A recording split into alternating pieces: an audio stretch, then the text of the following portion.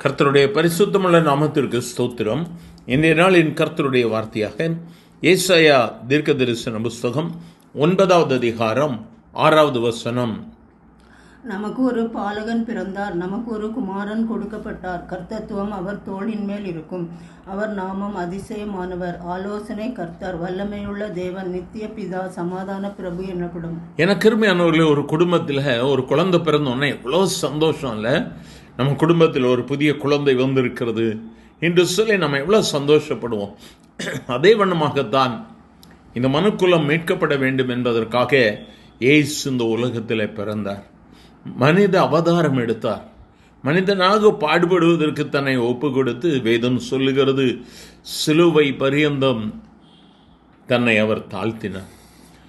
பிதாவோடு மேன்மையின் ஸ்தானத்தில் இருந்தவர் இந்த மனுக்குலம் எப்படியாவது பாவத்திலிருந்து விடுதலை பெற வேண்டும் என்பதற்காகத்தான் அவர் இந்த உலகத்தில் பிறந்தார். அவருக்கு கொடுக்கப்பட்டிருக்கிற பெயர்களை பாருங்கள். முதலாவதாக அவர் அதிசயமானவர், இரண்டாவதாக அவர் ஆலோசனை கொடுக்கிறவர், மூன்றாவதாக வல்லமையுள்ள தேவன், நான்காவதாக நித்திய பிதா, ஐந்தாவதாக சமாதான பிரபு. இயேசுவின் பிறப்பை கொண்டாடுவதற்கு நம்மை அர்ப்பணித்திருக்கிறோம்ல, 5 காரியங்களை கர்த்தர் கேட்கிற ஒவ்வொருவருக்கும் கொடுப்பார்.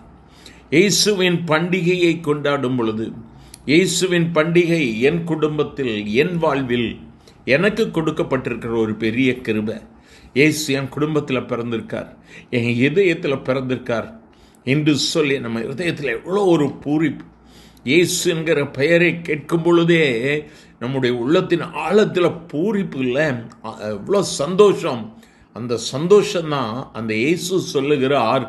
அந்த இயேசுவின் பெயர்களை சொல்லும் பொழுது முதலாவது அவர் அதிசயமானவர், அவர் உன்னை அதிசயங்களை காண பண்ணுகிற தேவன். இரண்டாவது ஆலோசனை கொடுக்கிற கர்த்தர்.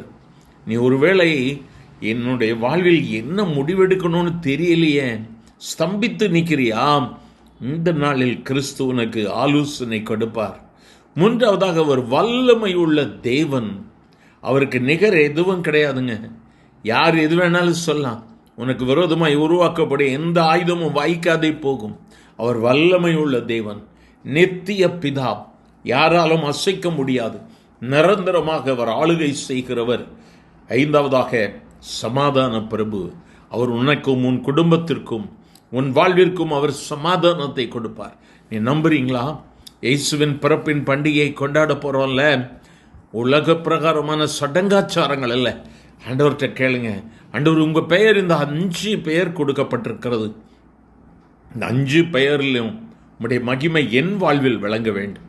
உங்களுடைய பிறப்பின் நற்செய்தியை கேட்டு நான் மற்றவர்களுக்கு சொல்லுகிற என் வாழ்வில் இது நடக்கணும். கேட்கலாமா?